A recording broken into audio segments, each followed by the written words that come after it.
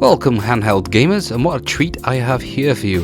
And first time in my hands and what could be the cutest handheld out there currently, the Miyoo Mini version 2, bundled with a zippy hard protective carrying case, which is a lovely touch. Let's see what else we get all together included. A very nice detailed guide covering all the essentials, but not to worry, it's not just Chinese, there is English language on the other side. Some good to know content like shortcut buttons and settings if you decide to stick with this built-in OS. More info on alternative OS later in the video. Now we're not here to look at the manual, let's dig into a highly recommended handheld, also bundled with a micro SD to USB and a micro C charging cable. A very nice touch as well. No charger plug is included, but who doesn't have one of those these days, especially if you're after a retro gaming handheld. Now let's finally see what the Miyoo Mini version 2 is all about. Well, this little thing is just adorable, a very tiny, tidy device. The buttons already feel pretty great. There's a ridged back, much like what you got from the original Game Boy. The screen is almost edge to edge, something you don't see in many of these devices. Nothing on the right side, and we have the shoulder triggers situated in the back of the middle of the Miyoo. The L2 and R2 is ever so slightly raised. Not much of a fan of this, to be honest, but I can see that I wouldn't be worrying about this too much, as the systems I intend to use will not be utilizing these buttons. We have the power button at the top, and on the left we do have a volume wheel, which is a nice touch as that resembles much like the original Game Boy. Already this screen is looking great, and I haven't even turned it on yet. I just had to double check if there was any screen protector included, and unfortunately there is not, so something I would invest in sooner rather than later.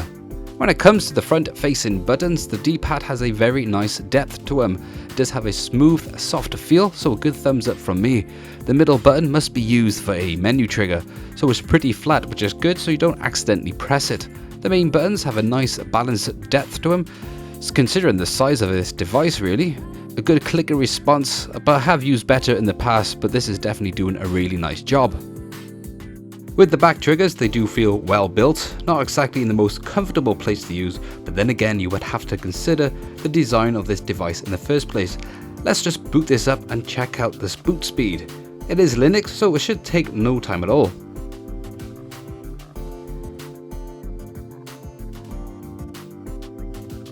And that perhaps is probably the quickest boot screen I've had from any of these handheld devices. Before we get into some gameplay and a quick functionality and OS test, let's just check out the specs to see what we have to work with. A dual core 1.2, definitely a lower power handheld. We should be fine, a little bit lucky with PS1 games. 640 by 480 screen, which is perfect for retro gaming, especially with the size of this screen.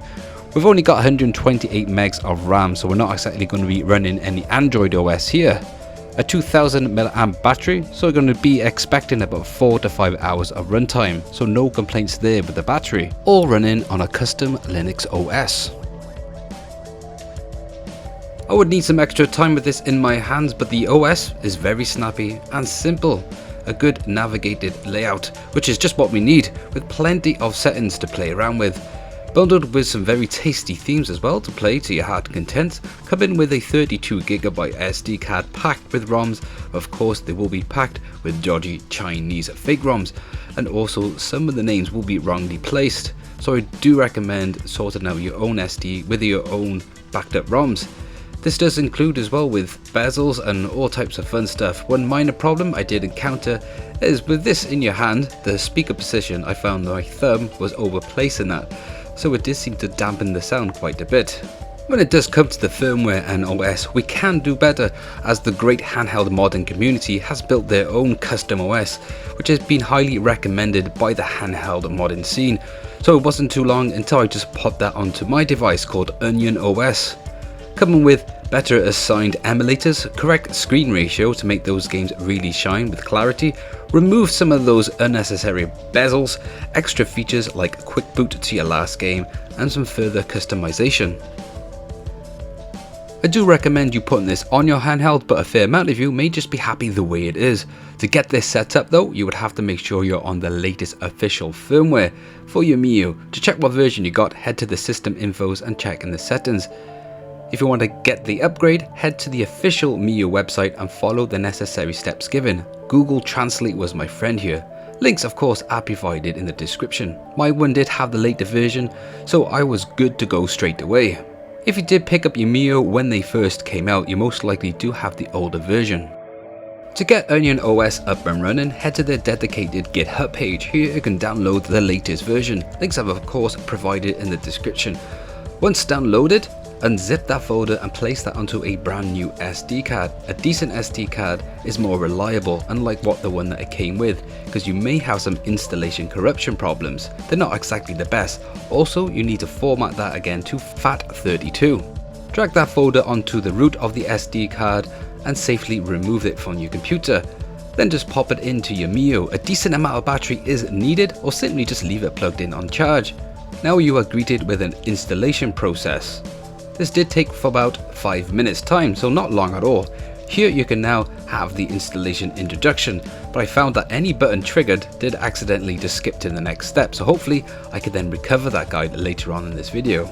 You'll have to select your systems that you want up and running, and then you're good to go. It does prompt you to shut down the device. At this point I removed the SD card from the Miyoo and I put in both SD cards into the computer. The one that originally came with, and then this new one I installed the Onion OS. I did this so I can drag all the new files and folders into the previous SD card it came with, so then I can just use all the ROMs on this SD card and any retroactive save data. Just easier than backing it all up and dragging your ROMs back all over again. That does take a good amount of time. The OS performance I did find not much difference at all, but now I can experience a more compatible device with these extra ports, better recommended settings, and I already noticed it with the Game Boy games, which is what I'm going to be using this device essentially for.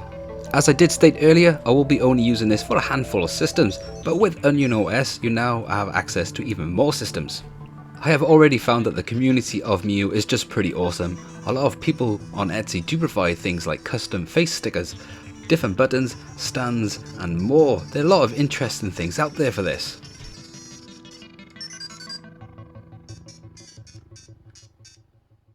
Lastly guys, don't take this to the beach. That was just a dumb idea of mine. Sand has got everywhere and jammed up the buttons. But now we can just have a good look inside and open this up. It's very tightly packed in and it does have rumble. That was one thing I did not expect. It's very easy to take apart, which is very nice. Just be careful with that volume wheel once you try and drag that board out, and also that power button. Now that I have this all open, I can grab those buttons and give them a nice soapy wash. Putting this back together is very simple again. I can see why the miyoomini does have a good modding community. I've also seen some good custom cases as well, as this is the same size as a pack of cards. Well, the guys from Miyoo have done a great job, and I think that this is a tidy little handheld at a decent price. For purchasing this from the UK and the timing of this video, a link is of course in the description if you lot are interested. Really enjoying the retro emulation gaming handheld scene in 2022, and of course thanks for watching. It's been a busy year. I'm not exactly the biggest YouTuber out there, but if I could cover content and all these recommended handhelds, I would. Support me and help me on this mission. You can always simply just hit that like, smash that subby, leave your comments below, and I catch you lot on the next video.